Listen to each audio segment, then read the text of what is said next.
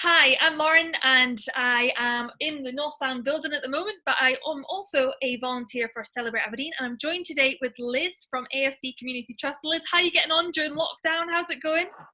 It's going well. It's very different working environment, but I think we're all adjusting to it. Maybe getting a little bit bored of not seeing humans properly without the power of Zoom.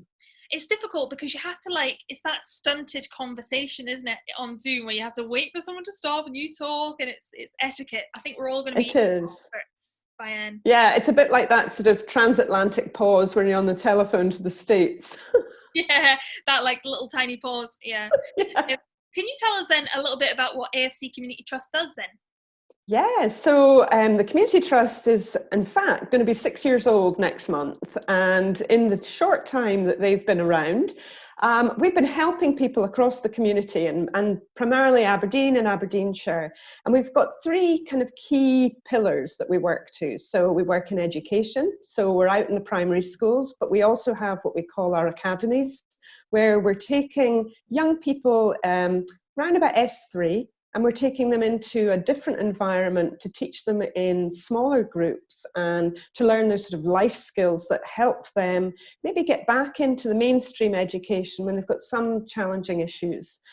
We also do what we call our Football for Life programs, where we're using football as, again, a way of engaging with young people. We're running leagues and really using the fun side of football around football camps and all of these areas. And then the other area is around healthy communities. So this is looking at all age groups.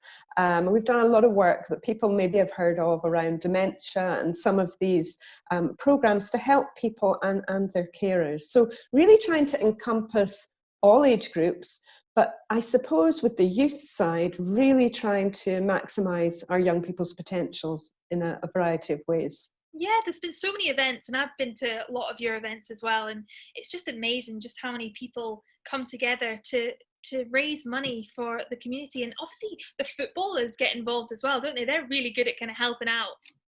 Yes, so you've probably heard of our Still Standing Free campaign. In fact, I know you have, Lauren, but hopefully others have as well. And this has been, I mean, it really embodies that whole grouping together, that team spirit. And by that, I mean not simply the players, but the whole of Aberdeen and Aberdeenshire coming together. And in fact, wider afield, the Red Army across the globe have been supporting us. So supporting us financially, but then a lot of people doing a lot of things to help us. So I can talk at length about what we've actually done in Still Standing Free, but to your point initially about how people have come together, they're fundraising for us, they're supporting the programs that we're running, and we'll talk about that later. But then we've got the members of staff within the Community Trust and the club coming together. Then you've got our wonderful team, first team, the manager, Dave Cormack as the chairman, all coming together and really getting involved in a very personal way. So messages to fans, going out to see fans with food parcels, etc. Just really trying to keep that community spirit going. That's exactly it, isn't it? I think it's really nice to see from the players and from the managers and stuff like that. It's really nice to see them getting involved. And there's been so many different things we've seen across social media, like Tawdry, will you tell us a bit more about all the things you've been up to?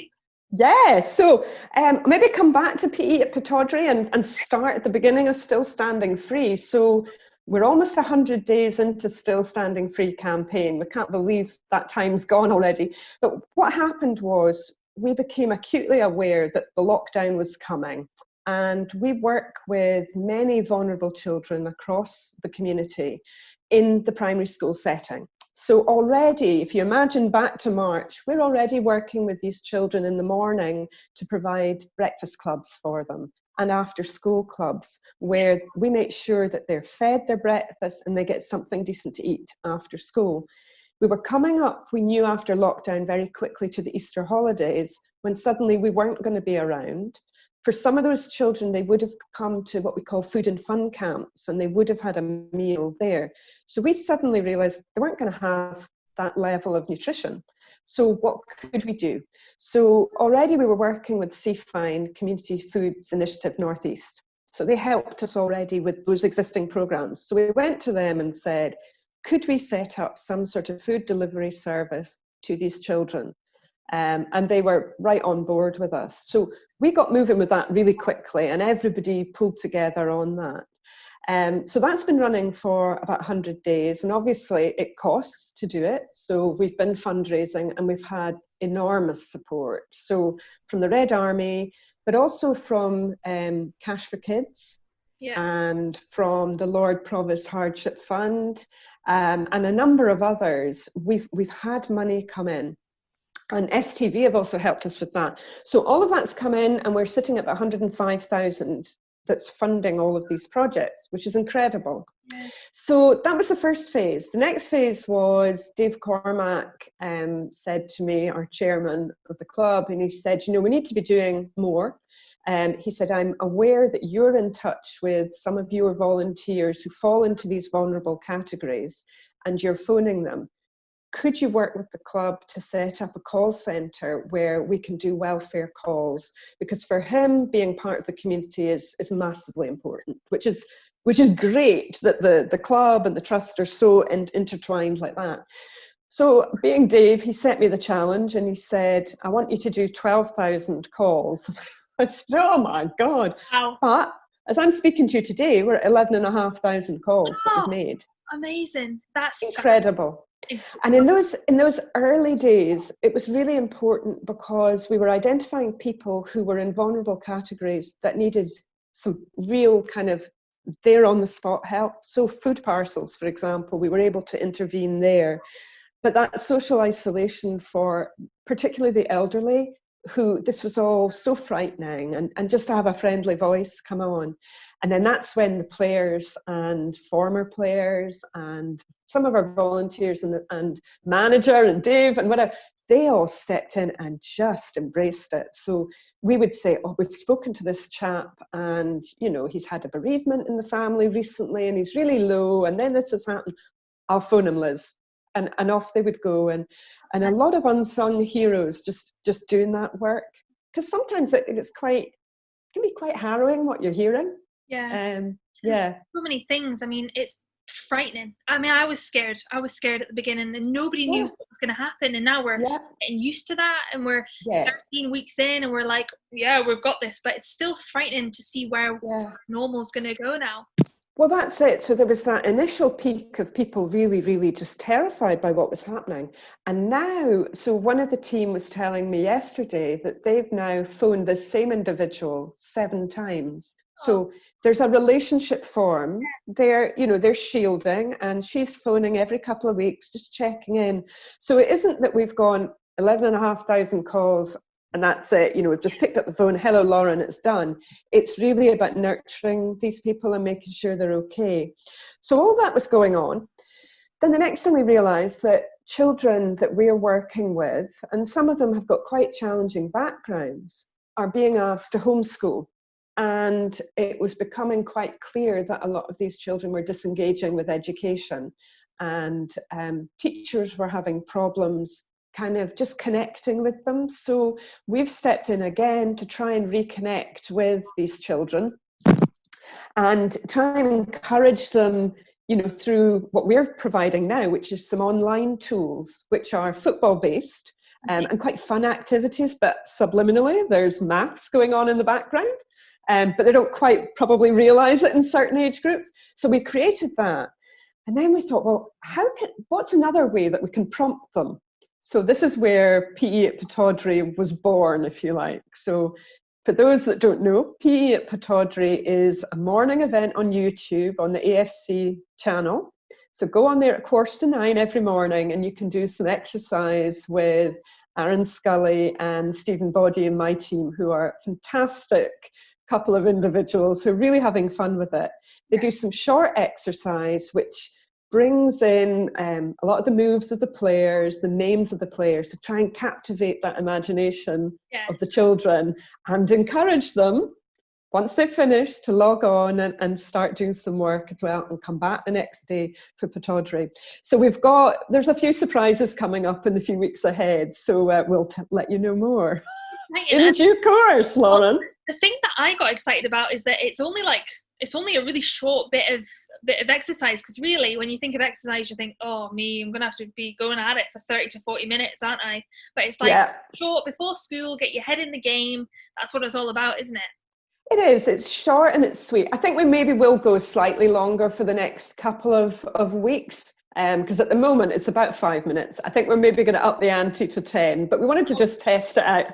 Test it out a bit. I mean, a lot of the kids have been doing this Joe Wicks, but you know, it was 30 minutes long. And anecdotally, my niece had said to my sister the other day, oh, tell Auntie Lizzie, this is great. It's far better than Joe Wicks. And I thought, oh, great, because it's short. Because it's so much short. It's short. But I think there is something in that though, Lauren. I think, you know, if it's too long, kids switch off. So. That's it. That's exactly it. To be honest, if it's too long, I switch off, and I'm supposed to be an adult, you know, so perfect. The other thing you have been doing is obviously Eskimo Blonde has done a fabulous job as well of the single. So can you tell us just a bit about that as well? Yeah, so it's so funny. So much has happened in 100 days. It's incredible. So we were approached by Eskimo Blonde, and they had created this song called Hang On, and basically came to us and said, this is about the lockdown. We want to do something to help our charity. Your charity is doing incredible work through Still Standing Free. We'd like to do this, and we'd like to give you the proceeds. And we thought, oh my goodness. And then it kind of evolved into, could we get the players involved? Could we get ex-players involved? Could we get people from the trust? Could we get Dave Cormack? And everybody just embraced it. So yes, it's the first music video I've ever been in, but it was great fun. We all lip synced, and we are so grateful to the band for doing this and for thinking of us as well. So yeah, anything we can do to plug that, because the proceeds all come to us. This is it. Like, it was fab. It had so many people in it. Like, the kids were in it, and you saw fans that are constantly at Pataudry. Like, you know, it's just really nice to kind of have them involved, because I think when we're not having football at the minute, you just feel so out. Like, you know, what's going on? A lot of people, that's their livelihood at the weekends, is going to the football, and it's like, what is there to do now? So it's quite nice. I think it's true, and I only joined in February of this year, and I love football, but I probably hadn't fully appreciated what a massive part it is of people's lives. And I think because of that, the work that we've been doing, and we've been trying to be very creative about getting our messages out on social media and keeping the fans really engaged. I think that the Eskimo Blonde was just an extension of that, and people just love. I mean, we all made absolute wallies of ourselves doing it, but we had such a giggle, and we knew it was doing good, you know. So yeah, I think the fans enjoyed it. You can get away with anything as long as it's for charity. You can do pretty much anything. It can be short, whatever, but it's perfect. Okay, well, if we wanted to get involved with the Community Trust, then how do we get involved? Where are you on social media? Where's your website and things like that? Okay, so the website is just on the Community Trust website, which you can get to off of the AFC website, afc.co.uk. We've also got a Twitter feed, we've got Facebook, so I just encourage you to get on all of those. In terms of helping the campaign, I'll be merciless here and say you can still donate, and we would love you to on our website. But longer term, there are going to be loads of opportunities for people to get involved as well, because we do have a bank of volunteers, and we would encourage anybody who is considering giving of their time to get involved. I guess what I'd want to stress is that I've talked about the areas that we traditionally work in, and then we've moved into this period of Still Standing Free, which was an emergency response. But the future's bright for what we need to do going forward. So we will be working in education. We're going to be really focusing around mental health. We've got a wonderful program that we've worked on called Mindset, which is in collaboration with a not-for-profit American organization called Grassroots Soccer. And this uses sort of exercise and football skills to get over those key messages of resilience and empathy and all of those good things that young people need for their futures normally, but particularly post this pandemic. There's going to be 1 in 4 people predicted to be affected by mental health. So this is going to be really important going forward for us. But there will be, as I say, lots of opportunity to volunteer and help out. That's amazing. That's perfect time. And I was just about to say, you know, it is true. We're all being trapped inside, and it's having an effect on all of us, whether you're getting out and still going to work or not. It's a really weird, what do they call it? I think it's like the COVID coaster, like a roller coaster. Was that it? Yeah, you're like up and down, and just like, so it's such a weird time for everybody. So it is. Yeah, it's really good.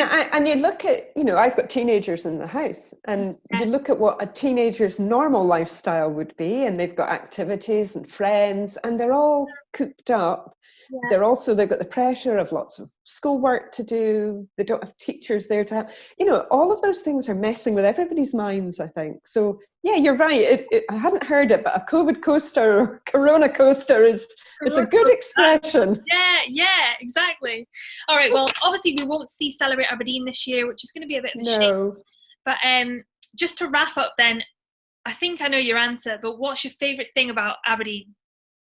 About Aberdeen or Aberdeen Football Club? Is that the answer? Well, you can do whatever you want. So my favourite thing about Aberdeen are the people. We've got the best people in Aberdeen. And, you know, sometimes there's this comment made about Aberdeen or Aberdonians are tight. Well, if anything I've seen in the last 100 days, we've got the biggest hearts, we dig deep, you know, the deepest pockets, regardless of circumstances, and we all just come together. So I think Celebrate Aberdeen is a great example of people all pulling together, and, you know, we'll come through this, and we'll have a great party next year to celebrate for sure. That's it. It's like the events have been cancelled for AFC Community Trust. There was so many in my diary as well, and now I'm like, oh, you know, it's not going to be. But next year, hopefully, we're back in those dresses and those heels and eyelashes, hair, nails. For sure, we are going to be partying. No question. All right. Thank you so much, Liz. It's been lovely to chat. Not at all. Pleasure. Take care. You too.